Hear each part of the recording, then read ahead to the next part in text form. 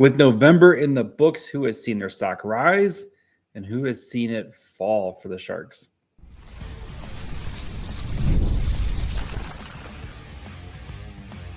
You're Locked On Sharks, your daily podcast on the San Jose Sharks, part of the Locked On Podcast Network, your team every day.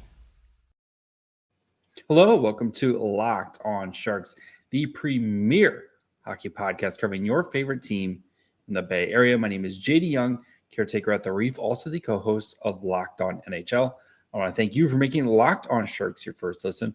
Proudly part of the Locked On Network, the number one sports podcast network out there, where we cover your team every day.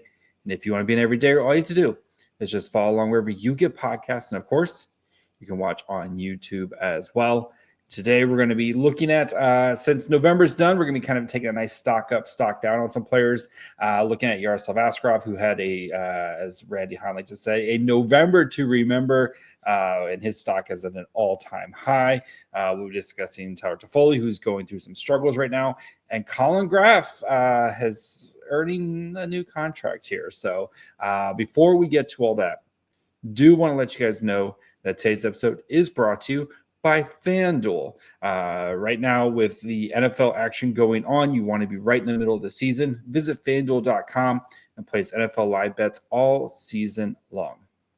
So let's start with Yaroslav Askarov, who I think is one of, if not the biggest story for the San Jose Sharks coming out of the month of November, right? And this was a great month for the Sharks, and especially after what was, it was a tough October, which seems to be a tradition now.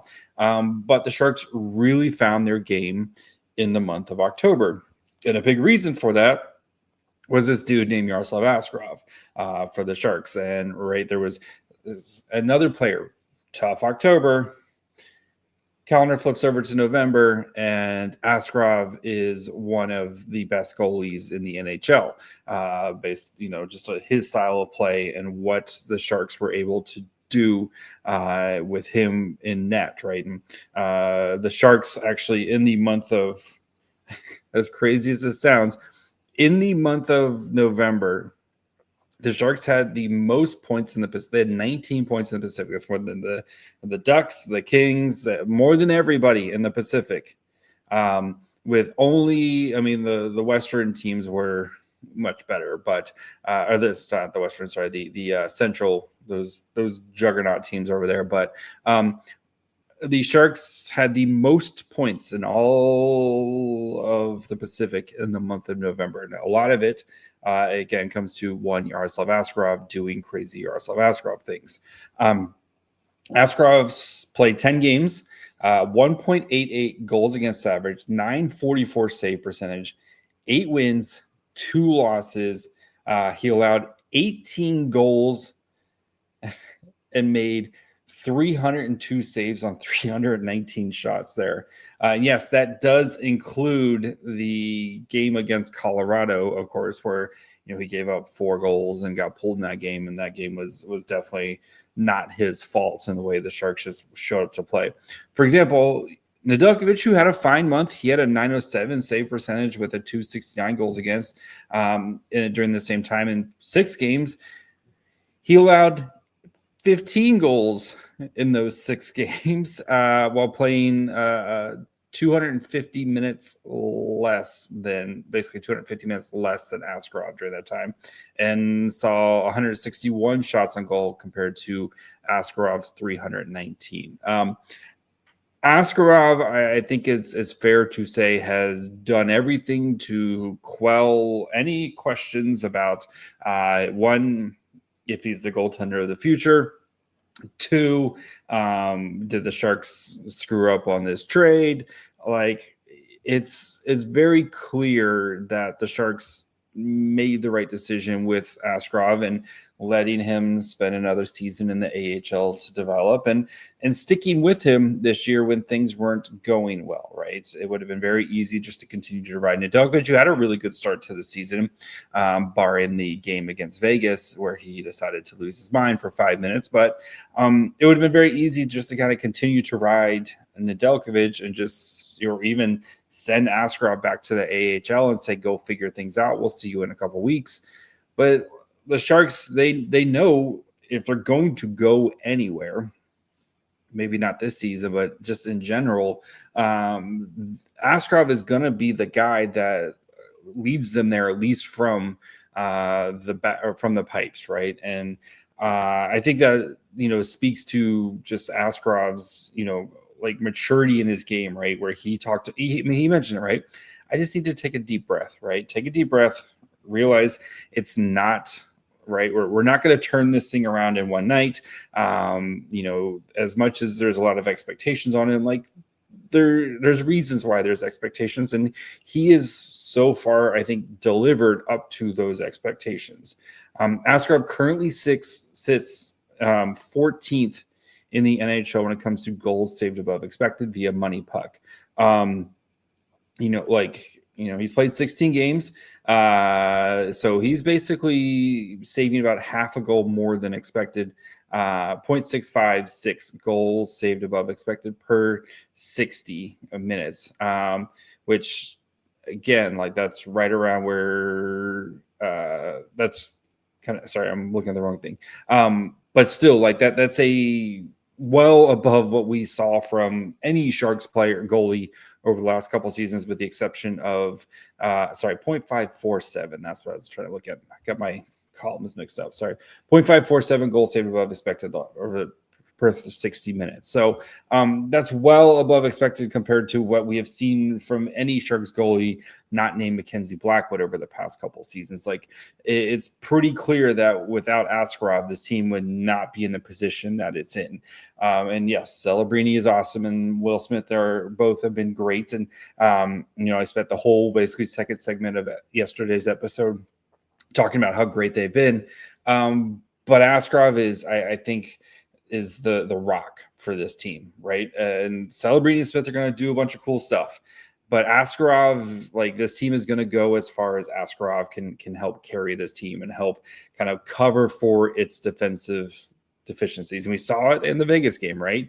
When the goaltender isn't at his tippy top, I'm going to make every ridiculous save as possible.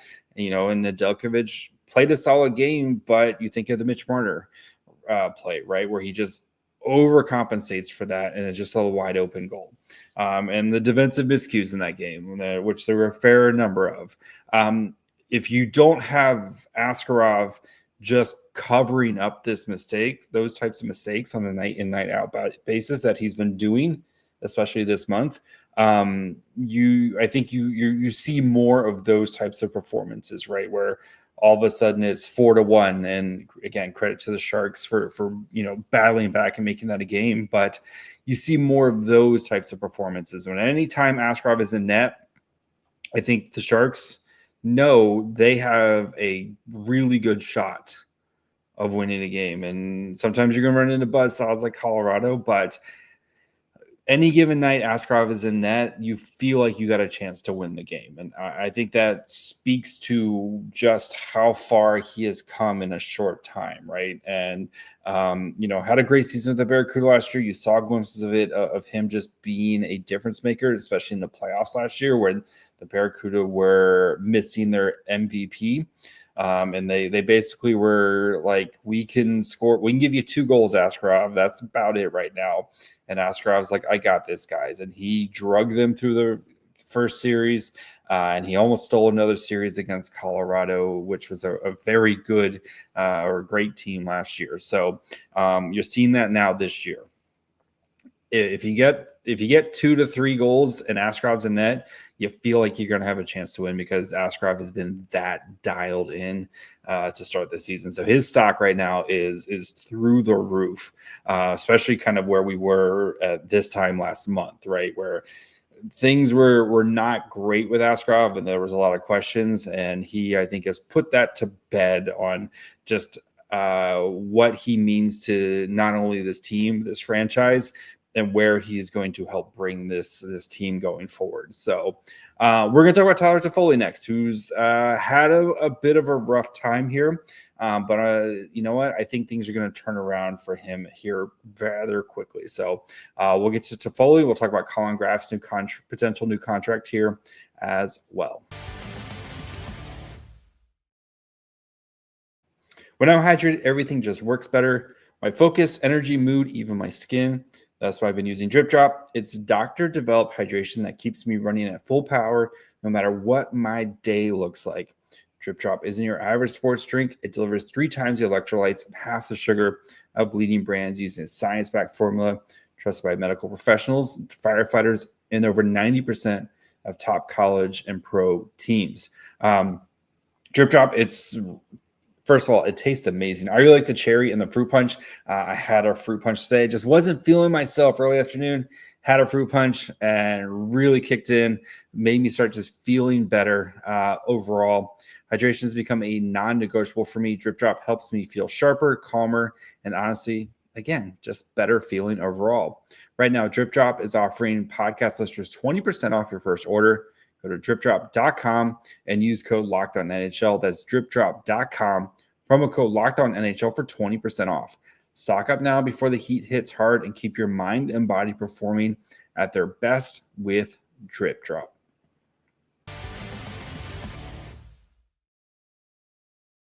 All right, before we continue, of course, want to thank you for making Locked On Sharks your first listen.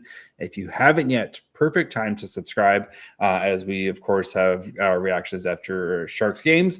There might be a guest coming on for the Utah game.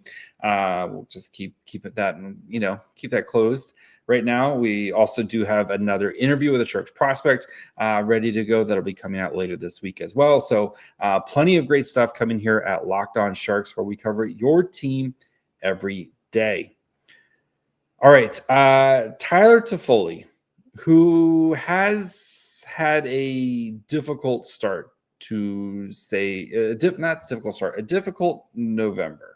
Right. And he's currently in the midst of a 12-game scoreless streak, has not scored since beginning of November, November 5th, I believe is the last time he actually scored a goal. So it has been a while for Mr. Toffoli, right? Tyler Toffoli, who, I've lovingly said a walking 25 to 30 goal scorer, stuck on 5 right now.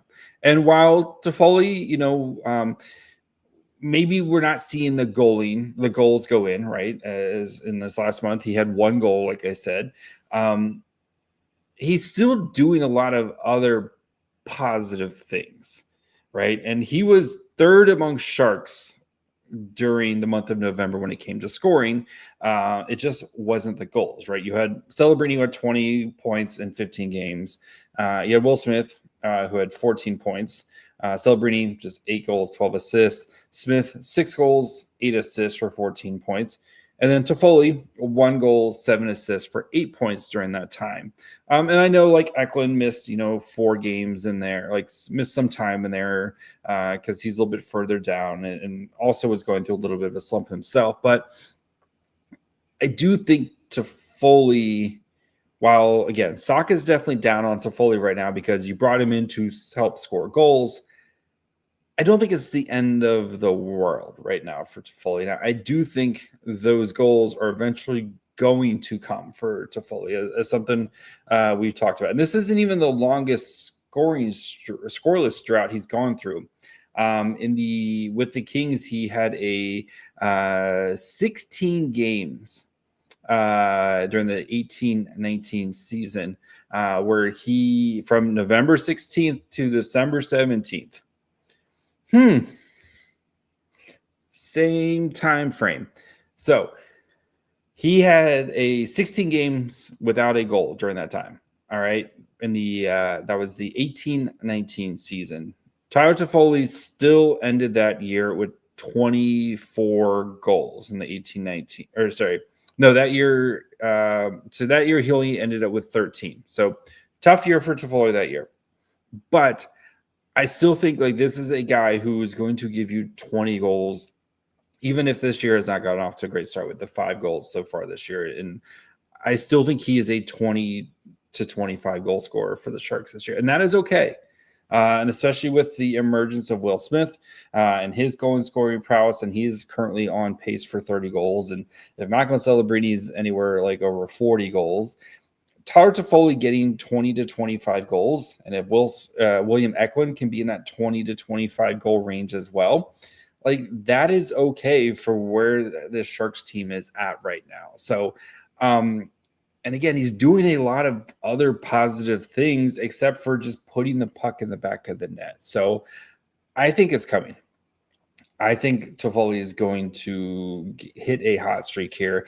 And I wouldn't be surprised if by the end of December, if Toffoli's already over the 10 goal mark, right? So I wouldn't be surprised if there's like a 5+ goal month for Tyler Toffoli in December, because I think Toffoli, one, is too good, and two, I think he's just been having some bad luck. Like you look at the Vegas game, right? He had a wide open net right there. Someone just got their stick in. Hannah Finn did a great job getting a stick in the way. Like you see, he's had some great chances and they just haven't gone in.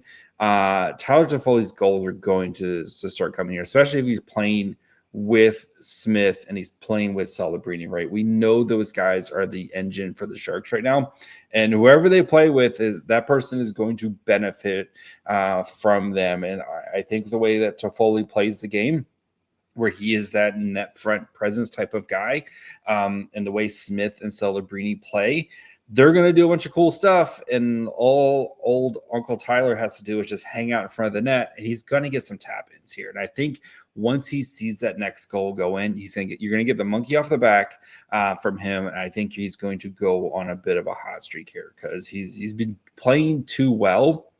And I know he's dealt with some injuries and stuff this season. I know he dealt with an illness, but I think he's too good of a player and for this streak to last forever. So stock is down, but I'm 100% buying Tyler Toffoli stock right now. If you could buy Tyler Toffoli stock, but I think he's a player who's definitely we're going to be talking about in a much more positive light kind of this time next month when the Sharks, they have a big road trip coming up here. They're still playing. Their schedule has been brutal to start, like brutal to start for the Sharks. But I do think once Toffoli starts scoring, but two, I think once the schedule kind of maybe evens out a little bit here too, and you're not playing like every ridiculously good team that the Sharks have played. And they have, again, you have an East Coast trip here coming up, but you're going to have Calgary again. You got Vancouver coming up as well. Man, this schedule is brutal. The 2026 the schedule is going to be very soft for the Sharks at the end of the season. But you do have some East Coast games coming up here, but I think Toffoli is going to get things going here. And I just, it boggles the mind, to be honest, that he hasn't scored in 12 games with as much as he has used and how good he is. I think things are going to turn around for him. So we're going to break down Collin Graf's potential new contract as he has seen his stock, especially on the penalty kill, just go insanely high right now. So we're going to talk Collin Graf here in just 1 second. NFL Sundays move fast, one big play, and suddenly everything feels different. That's what makes live betting with FanDuel so exciting. You're not just watching the game, you're reacting to it in real time. With FanDuel, you can place live bets as the game unfolds. Every drive, every momentum swing, every highlight moment. Live betting is best when the game starts to shift, a receiver gets hot, a defense tightens up, or the momentum flips after a turnover. FanDuel lets you jump into the moment. Live spreads and money lines adjust instantly. They have player props updates as players get hot. I still like the Darren Waller anytime touchdown. He almost had one today. And as long as Darren Waller is healthy and on the field, it feels like he's probably going to score a touchdown for the Dolphins. So, or CMC anytime touchdown also feels like a lock too. So if you want to be right in the middle of the action this season, visit FanDuel.com. and place your NFL live bets all season long. FanDuel, the game moves fast, and so can you. All right, before we finish up, I do, of course, want to thank you for making Locked On Sharks your first listen today. For your second listen, check out the all-new Locked On NHL Game Night. Every game, every night until a Stanley Cup champion is crowned. Get local analysis on a national scale. Find NHL Game Night on Locked On NHL on YouTube, wherever you listen to podcasts. All right, Collin Graf, who has really seen his stock rise this month, and especially with his play on the penalty kill, right? Him and Dellandrea have become a really great tag team combo on the penalty kill. So much so that those two players ranked third and fourth, Dellandrea third and Collin Graf fourth, when it comes to penalty kill minutes this season among forwards. Sean Curley, Jake Evans, Ty Dellandrea, and Collin Graf are your top four penalty minute killers.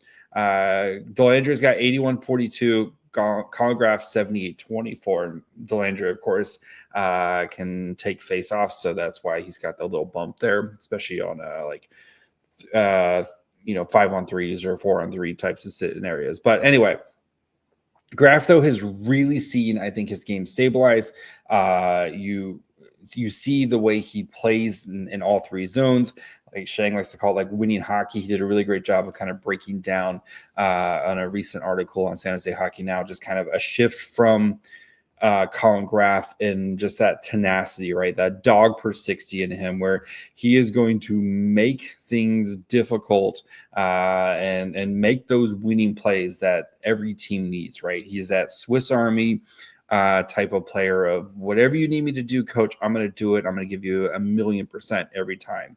And someone asked me on Twitter, like, what does a Collin Graf contract look like? And I thought it was such a great question. I want to explore it here. So with contracts, a couple things to keep in mind, right? Big, kind of in factors with it are ice time and production, right? Those are big factors. Guys who play more and score more get bigger contracts. So I wanted to look at kind of players who are around the same age or so and similar kind of production and with a lot of PK minutes.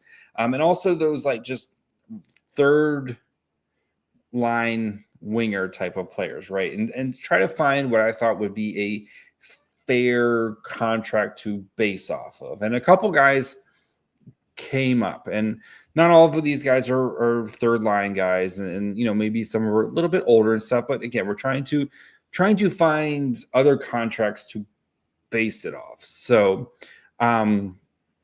one guy who kind of came, when I was looking at it, was Martin Possibility of the Calgary Flames. And he's a little bit older. He's 26. Collin Graf just turned 23 in September.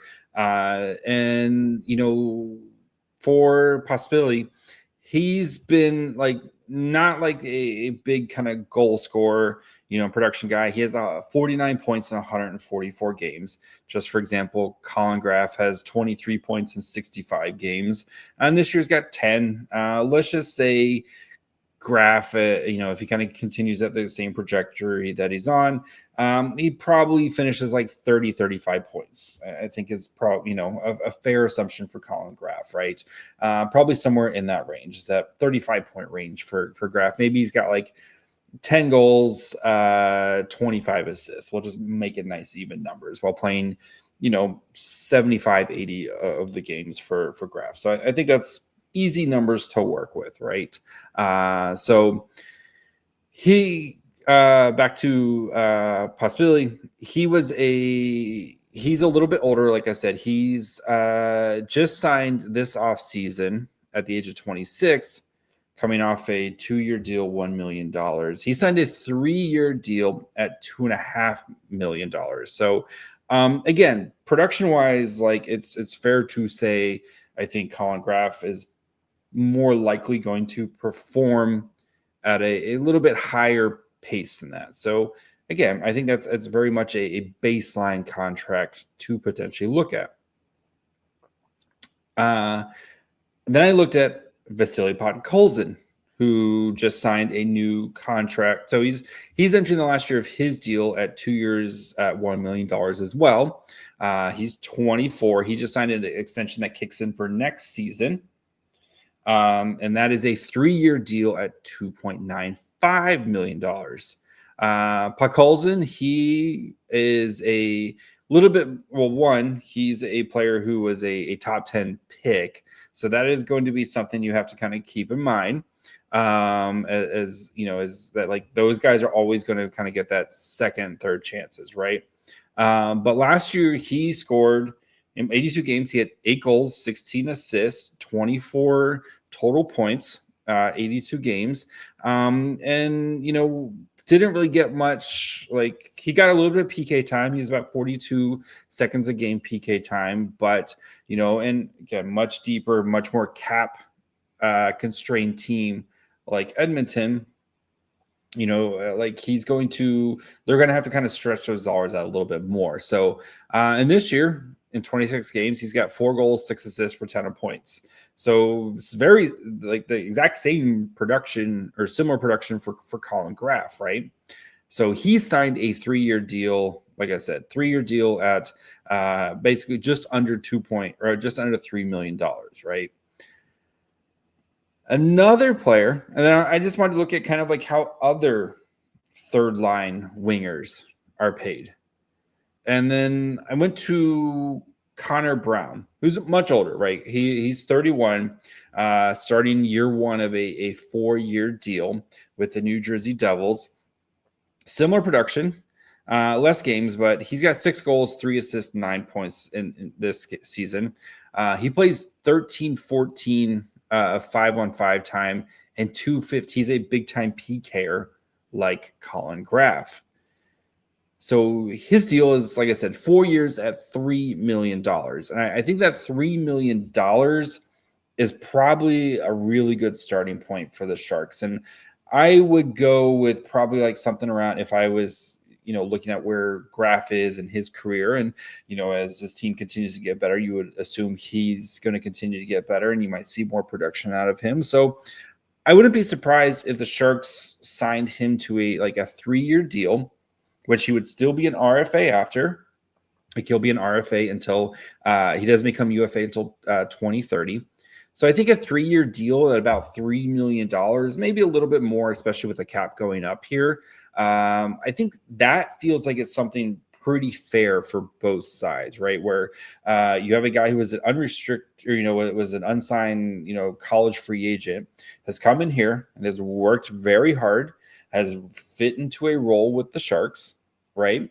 And I think for the Sharks, who do have $50 million in cap space and what's looking more and more increasingly like it's going to be a really meh free agency, signing some of your homegrown talent to contracts like this and rewarding some of your homegrown talent, I feel like it's a really nice win, and it sets a really nice precedent for everybody involved here. So I think 3 years at $3 million feels like a really fair contract for Collin Graf. And, you know, if you're wondering where maybe that fits in, so right now, $3 million for other third line right wingers, that would put him at 1, 2, 3, 4, 5, 6, 7, 8, 9, 10, 11, 12. So he'd be tied with Connor Brown at the 12th most expensive third line winger, which I think is fair, especially when your other guys are so inexpensive, right? And I know you're going to have to pay Celebrini and Smith here at some point, but even if you just carve out $30 million of cap space for Celebrini and Smith, and that's, you know, that's being very, very, very, you know, out there with their potential cap projections, you still have plenty of other money to do other things. And again, a guy like Collin Graf, who I feel like is going to be that, you know, heart and soul type of player where whatever you need him to do, he's going to go out there and do it. And he's done it so far. And I think that's a really fair contract for all parties. So sign me up. 3 years at $3 million. So for Collin Graf, that's my prediction. So, but that's gonna be it for me today. We'll be back tomorrow. Like I said, we'll have a preview for the Utah game. We have a guest coming on to help break down the Utah game. And then we have a interview coming up later this week as well. So plenty of great stuff here. Make sure you guys are following along wherever you get podcasts. And of course, you can watch on YouTube as well. Follow the show on Twitter, Facebook, Instagram, and on TikTok at Locked On Sharks. Follow me on Twitter and Blue Sky at My Fry Hole. Until tomorrow. Bye, friends.